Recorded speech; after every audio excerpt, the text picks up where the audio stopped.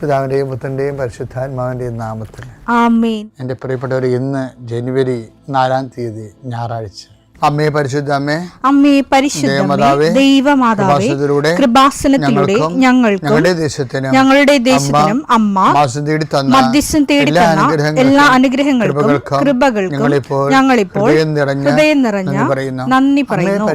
അമ്മേ പരിശുദ്ധമ്മേ ദൈവമാതാവേ, 2004 ഡിസംബർ 7 ഉച്ചകഴിഞ്ഞ് 2:30 കൃപാസനത്തിൽ സംഭവിച്ച അമ്മയുടെ പ്രത്യക്ഷപ്പെടലിനെ കുറിച്ച് തിരുസഭയ്ക്ക് സമർപ്പിച്ചിരിക്കുന്ന പഠനരേഖകളുടെ മേൽ സഭാത്മകമായ പഠനം ആരംഭിക്കുവാൻ ഞങ്ങൾ പ്രാർത്ഥിക്കുന്നു. അമ്മേ പരിശുദ്ധമേ, ഭൂസ്വർലോകങ്ങളുടെ രാജ്ഞിയായ അങ്ങേയ്ക്ക് ഭൗമസംരക്ഷണത്തിനായി പ്രപഞ്ചപ്രകൃതിയെ തന്നെ തിരുസഭ പ്രതിഷ്ഠിക്കുവാൻ ഈ പ്രത്യക്ഷീകരണം വഴി ഇടയാക്കണമേ. പരിശുദ്ധമേ, ജപമാല മാതാവേ, സകല കൃപാസനം പ്രാർത്ഥനയോടും ചേർത്ത് ഞങ്ങളിപ്പോൾ പ്രാർത്ഥിക്കുന്ന ഈ കുടുംബത്തിന്റെ പ്രത്യേക നിയോഗം പറ മക്കളെ.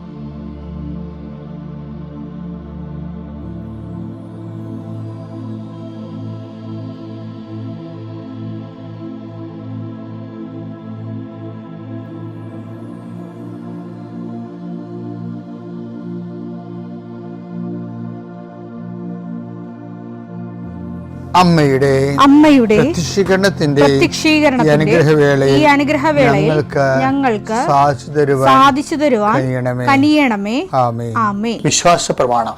സർവശക്തനായ പിതാവും ആകാശത്തിന്റെയും ഭൂമിയുടെയും സൃഷ്ടാവുമായ ദൈവത്തിൽ ഞാൻ വിശ്വസിക്കുന്നു.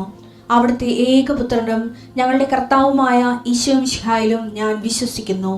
ഈ പുത്രൻ പരിശുദ്ധാത്മാവിനാൽ ഗർഭസ്ഥനായി കന്യകാമറിയത്തിൽ നിന്ന് പിറന്ന് പൊന്തിയോസ് പീലാത്തോസിന്റെ കാലത്ത് പീഡകൾ സഹിച്ച് കുരിശിൽ തറയ്ക്കപ്പെട്ട് മരിച്ച് അടക്കപ്പെട്ട് പാതാളങ്ങളിൽ ഇറങ്ങി മരിച്ചവരുടെ ഇടയിൽ നിന്ന് 3-ാം നാൾ ഉയർത്ത് സ്വർഗത്തിലേക്ക് എഴുന്നള്ളി സർവശക്തിയുള്ള പിതാവായ ദൈവത്തിന്റെ വലതുഭാഗത്തിരിക്കുന്നു. അവിടെ നിന്ന് ജീവിക്കുന്നവരെയും മരിച്ചവരെയും വിധിക്കുവാൻ വരുമെന്നും ഞാൻ വിശ്വസിക്കുന്നു. പരിശുദ്ധാത്മാവിലും ഞാൻ വിശ്വസിക്കുന്നു. വിശുദ്ധ കത്തോലിക്കാ സഭയിലും പുണ്യവാന്മാരുടെ ഐക്യത്തിലും പാപങ്ങളുടെ മോചനത്തിലും ശരീരത്തിന്റെ ഉയർപ്പിലും നിത്യമായ ജീവിതത്തിലും ഞാൻ വിശ്വസിക്കുന്നു. ആമേൻ. സുഖസ്ഥനായ ഞങ്ങളുടെ പിതാവേ, അങ്ങയുടെ നാമം പൂജിതമാകണമേ. അങ്ങയുടെ രാജ്യം വരണമേ. അങ്ങയുടെ തിരുമനസ് സ്വർഗത്തിലെ പോലെ ഭൂമിയിലും ആകണമേ. അന്നു വേണ്ടുന്ന ആഹാരം ഇന്ന് ഞങ്ങൾക്ക് തരണമേ. ഞങ്ങളോട് തെറ്റ് ചെയ്യുന്നവരോട് ഞങ്ങൾ ക്ഷമിക്കുന്നത് പോലെ ഞങ്ങളുടെ തെറ്റുകൾ ഞങ്ങളോടും ക്ഷമിക്കണമേ. ഞങ്ങളെ പ്രലോഭനത്തിൽ ഉൾപ്പെടുത്തരുതേ, തിന്മയിൽ ഞങ്ങൾ രക്ഷിക്കണമേ. ആമേൻ. നന്മ നിറഞ്ഞ മറിയമേ, സ്വസ്തി. കർത്താവ് അങ്ങയുടെ കൂടെ സ്ത്രീകളിൽ അങ്ങ് അനുഗ്രഹിക്കപ്പെട്ടവളാകുന്നു. അങ്ങയുടെ ഉദരത്തിൻ ഫലമായി ഈശോ അനുഗ്രഹിക്കപ്പെട്ടവനാകുന്നു. പരിശുദ്ധ മറിയമേ, തമ്പുരാന്റെ അമ്മേ, പാപികളായ ഞങ്ങൾക്ക് വേണ്ടി ഇപ്പോഴും ഞങ്ങളുടെ മരണസമയത്തും തമ്പുരാനോട് അപേക്ഷിക്കണമേ. ആമേൻ. കർത്താവേ, നിന്റെ ഉന്നതമായ നാമത്തിൽ സ്വസ്ഥം ചെയ്യുന്നു. കർത്താവേ, നിന്റെ വിശുദ്ധ പൗരോഹിത്യത്തെ മഹത്വപ്പെടുത്തണമേ. കർത്താവേ, 40 വർഷം ഞാൻ അർപ്പിച്ച കുർബാനയുടെ യോഗ്യതയാൽ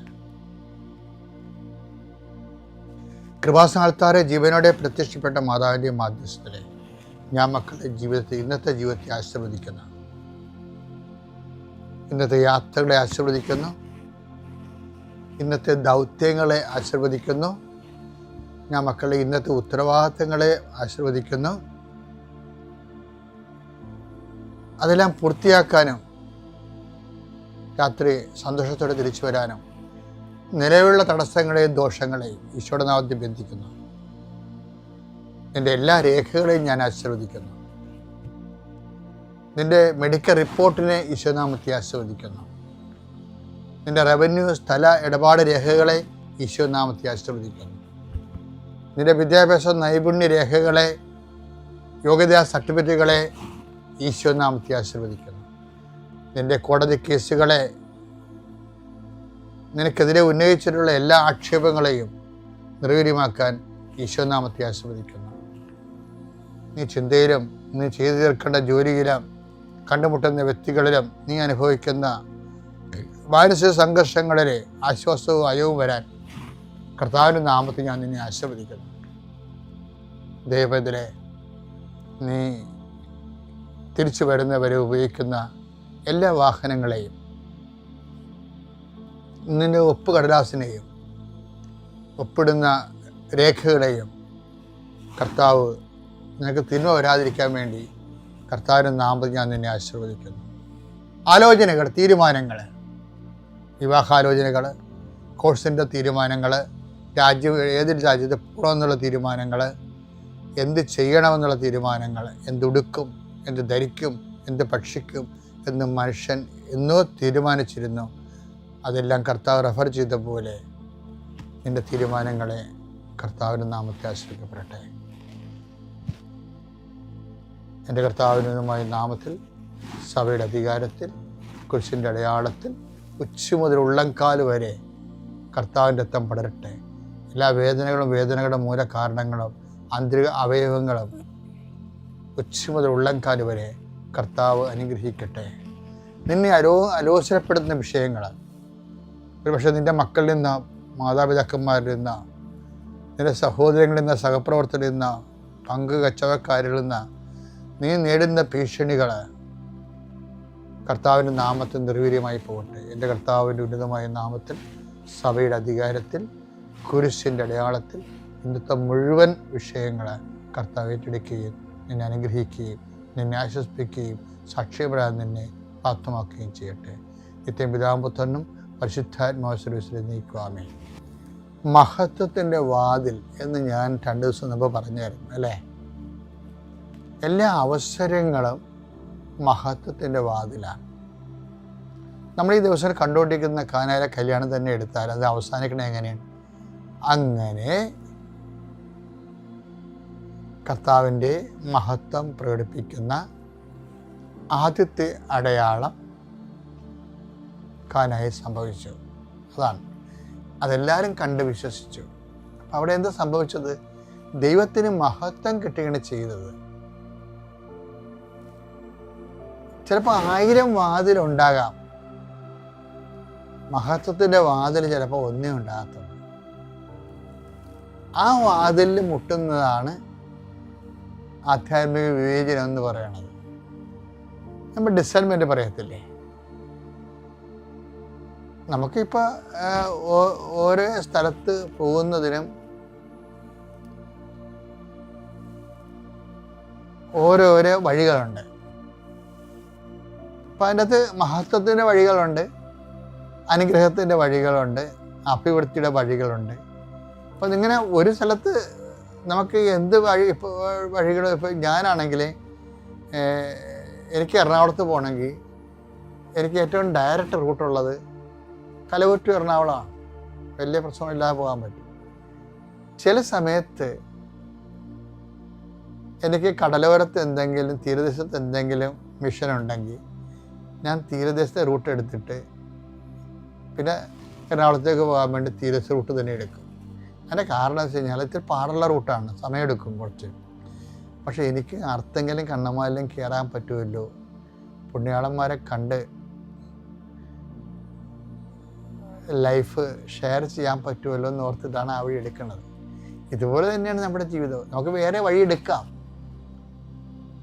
അനുഭവത്തിൻ്റെ അനുഗ്രഹത്തിൻ്റെയും അല്ലെങ്കിൽ വഴികൾ തന്നെയായിരിക്കും അത്. പക്ഷെ അതിൻ്റെ അകത്ത് ദൈവം കക്ഷിയാകണമെന്നില്ല. അപ്പോൾ എപ്പോഴും ദൈവത്തെ കൂടി കക്ഷി ചേർത്തുകൊണ്ട് വേണം മഹത്വത്തിൻ്റെ, അത് ആണ് മഹത്വത്തിൻ്റെ വഴികളെന്ന് പറഞ്ഞു. മറിയ അതാണ് ചെയ്യണത്. ആ വിഷയം ഇന്നലെ ഞാൻ പറഞ്ഞ പോലെ യേശുവിനെ മാറ്റി നിർത്തി ആ വിഷയം കൈകാര്യം ചെയ്യാം, സോൾവ് ചെയ്യാം. പക്ഷെ യേശുവിനെ ഇൻക്ലൂഡ് ചെയ്തുകൊണ്ട് ആ വിഷയം സോൾവ് ചെയ്യാനാണ് മറിയത്തിൻ്റെ സ്പിരിച്വാലിറ്റി പറയണത്. എന്തിനാണ് കാര്യം? അതിൻ്റെ അകത്ത് ദൈവം മഹത്വപ്പെടും. 1000 വാതിൽ തുറക്കാൻ ഒരു സ്ഥലത്ത് ഒരു ബിൽഡിങ്ങിൽ പ്രവേശിക്കാൻ അനേകം വാതിലുണ്ടാകാം. പക്ഷെ മഹത്വത്തിൻ്റെ വാതിൽ ഒന്ന് മാത്രമായിരിക്കും. അത് തുറക്കാൻ ഇതിന് പാടുമായിരിക്കും. പക്ഷെ അത് തുറന്നു കഴിഞ്ഞാൽ എന്താ സംഭവിക്കണത്? ദൈവം മഹത്വപ്പെടും. അപ്പോൾ ഞാൻ 2:11 യേശു തന്റെ മഹത്വം വെളിപ്പെടുത്തുന്നതിന് തന്റെ മഹത്വം വെളിപ്പെടുത്തുന്നതിന് പ്രവർത്തിച്ച അടയാളങ്ങളുടെ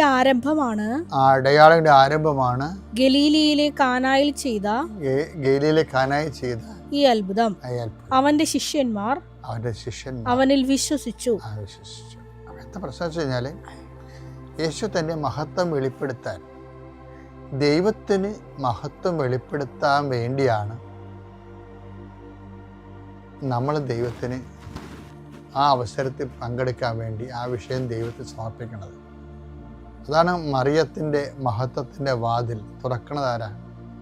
യേശുവിൻ്റെ മഹത്വത്തിൻ്റെ വാതിൽ തുറക്കണതാരാ? മറിയമാണ്.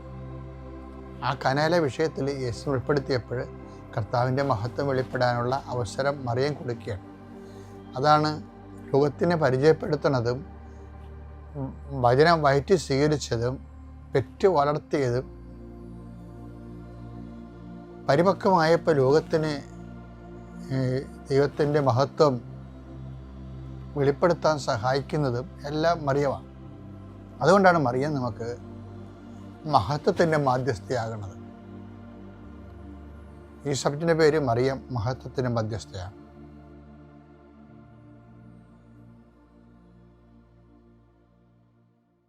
അത്യപൂർവ ദൈവാനുഭവങ്ങൾ ഇനി നിങ്ങൾക്കും സ്വന്തം. ഈ യൂട്യൂബ് ചാനൽ ഇതുവരെ സബ്സ്ക്രൈബ് ചെയ്തിട്ടില്ലെങ്കിൽ ഇപ്പോൾ തന്നെ സബ്സ്ക്രൈബ് ചെയ്യുക. ഈ വീഡിയോ ഇപ്പോൾ തന്നെ നിങ്ങളുടെ സുഹൃത്തുക്കൾക്ക് ഷെയർ ചെയ്തുകൊണ്ട് കർത്താവിൻ്റെ പ്രേക്ഷിതരാകുക.